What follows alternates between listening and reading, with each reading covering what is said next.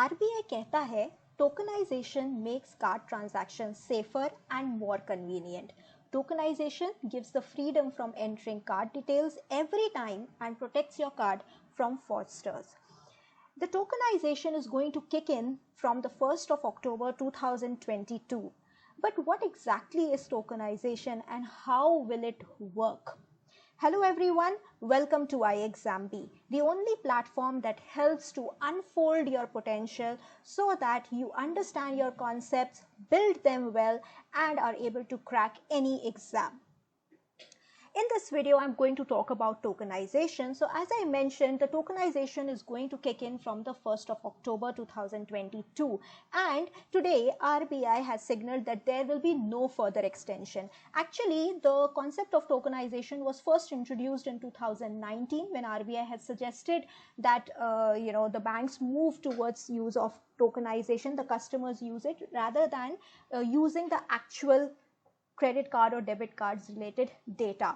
RBI kept on bringing in more and more guidelines related to how this tokenization will work. Finally, in September 2021, they gave all the directions and expected to start tokenization from the 1st of January 2022. However, from the requests from the industry, that they were still not prepared and they need some more time to prepare the infrastructure to implement tokenization, RBI gave extension, and finally after giving 2 more extensions, this is now going to be implemented from October 1st. So after knowing this history, now first let's understand what is tokenization in very simple concept. So tokenization in general means replacing your actual credit or debit card data with an alternate code. It's an alternate code, and this code will be referred to as a token. So there will be some random numbers and alphanumeric numbers which will store or represent your card data. So let me explain it further. If you look at this credit card, so mostly typically a credit card will look like this. You will have the 16-digit number mentioned here. You will have the issuing date until when it is valid. You will have the name of the person or the customer, and behind this you will have the CVV number. Okay, so whenever you are making a purchase, what happens is this data you have to give the card number, you have to give the expiry date, you have to give the name of the card holder, and further you have to give your CVV number to help make the transaction. So all this data is representing your card, and this data, all this data will be your card number, the name, your expiry date. This will be replaced by a token. Okay, and this token will be unique. This token number will be unique. How will it be unique? It will be unique for a combination of the card. So your whatever card it is, whether it's a credit card or a debit card, that card, the token requester, so whoever is requesting for a token, so say there's a merchant website where you are going to make a purchase and making a payment, so they become the requester who wants a token from you to be able to make the payment, to help a payment happen. And a device. Okay, so it's very important to remember this is the device. So the device that you are using, you may be doing the transaction using a laptop, a computer, a tablet, a phone, right? So there can be various devices that you can be using. So every time you use a different device, the token will also change. So the combination of your card plus the token requester and the device that you are using, it will be unique. If any of these things change, a new token will be required. And what are the devices that can be used? So in 2021 August, RBI had specifically told which all devices can be used. So it is the mobile phones, tablets, and later on they also added devices like laptops, desktops, wearables like wristwatch and bands. They also have the facility nowadays, or any other devices of Internet of Things devices that are used for making payments or using your credit and debit card gateways, that will be allowed to be used. So these unique tokens, now how are they making your transaction safer? So as we saw, RBI कहता है it is going to make your transaction safer, but how? So before I explain that, let's understand what happens right now when you make a payment online or on a merchant website. So this is not just for online transactions. Tokenization will also be valid if you're using your credit card, at a contactless place, at the merchant's place also. So if I give an example of if you are making a purchase, typically what happens as of now, if you go and shop on an e-commerce website, say for example Amazon, you shop and then you reach the final payment page and you initiate the page. In that case, if you are making a payment, now of course there are many ways to make the payment, but if you are making the payment using a credit or a debit card, right, at some websites they will ask you to key in the details and save that or add your card. So either you can add a card for later reference, or they will ask you to key in the details and save and pay. So these kind of options can be there on the merchant's website. What typically happens is you put in all the details like your credit card number, your name, the expiry date, and add this card or save this card, which will later on also can be used, right? So all this data is being stored by the merchant website. So for example, here I'm giving the example of Amazon. If you save your card, they will have all these details saved on their own data network. Then what happens is they forward these card details to their acquiring bank. What is the acquiring bank? It is basically the bank of the merchant, okay, who will accept payment in the name of Amazon, right?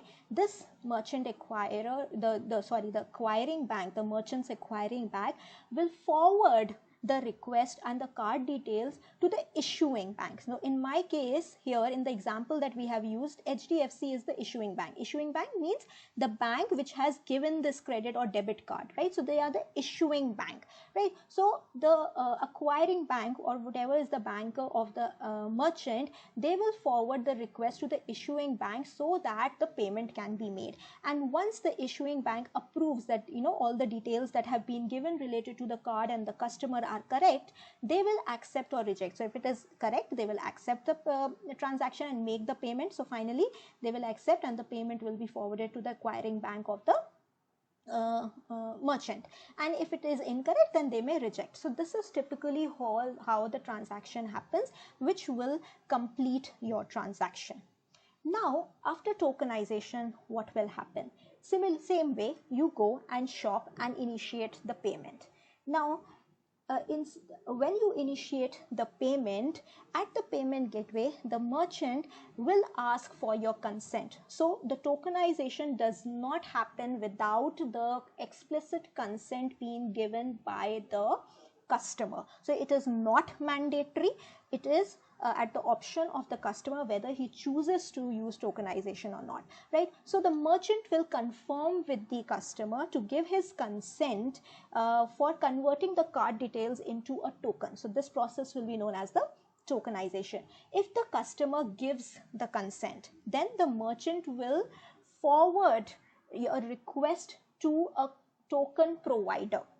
Okay, so a token provider, which are basically the networks, card networks. So if we saw in the previous credit card, the credit card network was of MasterCard. Okay, so it was of MasterCard, right? So they will forward the request to the card network to give a token for the card details that have been given by the customer. So as of now, Amazon, the merchant, does not have the card details stored on their website. So they have requested and they forward that request to the card network. The card network will give a token, and then this token is what is available to the merchant, which is Amazon, which token will be given to the acquiring bank, right? So the acquiring bank comes into place again. However, initially the merchant was giving the card details to the acquiring bank. Now the merchant bank will give a token. So he does not have the card details with him. He is giving the token instead.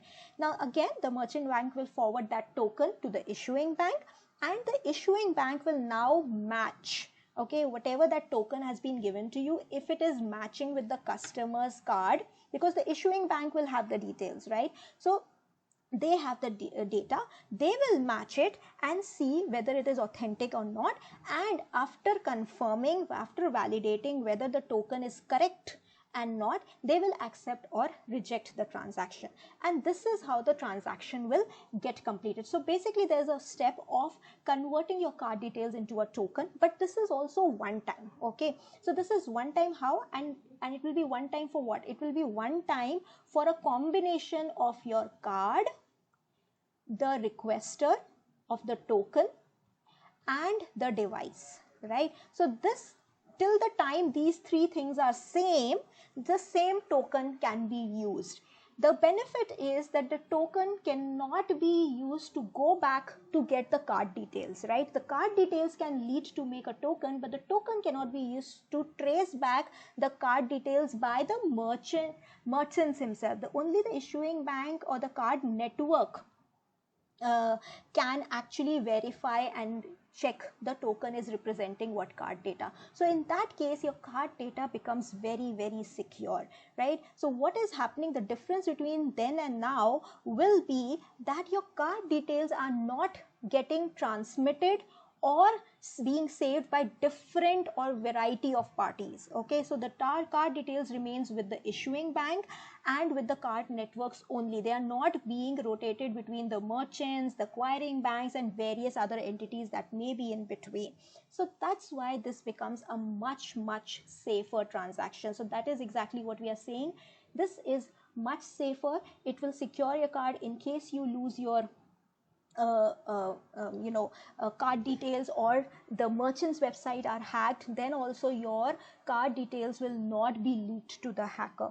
Or if there is a transaction in which somebody gets hold of your token and uses another device to use that token to make a payment, they will not be able to do, because the token is unique for a combination of the card, the device, and the merchant or the requester of that token, right? So any of these things, the three things get changed or are lost, your safety is maintained. So that is the biggest benefit here.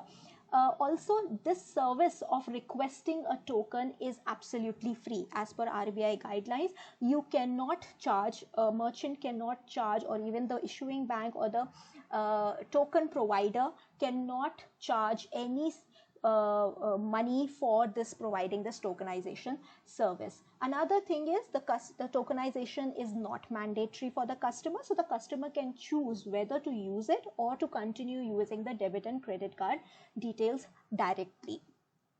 Now, as I say, it is not mandatory. So what happens if the customer does not choose to opt for tokenization? As of now, I told you, when we put in the details in the merchant's website, there is a possibility of this data getting stored. So they will ask you whether you want to save it, and usually, you know, it is a check marked thing. You have to uncheck if you don't want, otherwise by default they save this, right? They will have a tick mark. They are asking you, but they already have the tick for that permission, right? So if you ignore, or if you by any chance you miss it, you are kind of giving them a consent to store your data. So this is what happens. But now this will not be allowed. After tokenization being put in, all the data the websites have, or the merchants websites have, and all stored till now, they have to purge that data. So this has been mentioned in the RBI guidelines that all the data before or till the 30th of September that has been stored has to be purged and removed from your database, right? So there will not data will be saved. So, and in future also, the merchants and the websites cannot save your card details, whether debit or credit card details. So in that case, what happens is, now every time if you have not opted for tokenization, then you will have to pin in the data. That means your 16-digit card number, your name, the expiry date, all this data will have to be entered every time you make a transaction, right? So now a question for you, with reference to debit and credit cards and tokenization that I've been talking about, there is one terminology that has been used, which is PAN. Okay, what does it mean? Of course, this is different from the PAN number that people have, which is the permanent account number, which is an identification of a person having some income. It is not that. So it is different in case of credit and debit cards and tokenization that I've been talking about. What does this mean? Please write in the comments box your answer. I hope you have been able to understand what tokenization is, how it will impact you, and how it will make your transactions safer when you use debit and credit cards for payments. Thank you all. Thanks for joining in. If you want to avail any of the courses at iExamB for in the preparation of various competitive exams, you can avail this offer today by using FF55 code, where you will get the courses at a flat 55% off. Thank you. Don't forget to subscribe to the channel and press the bell icon for more informative videos like this in future.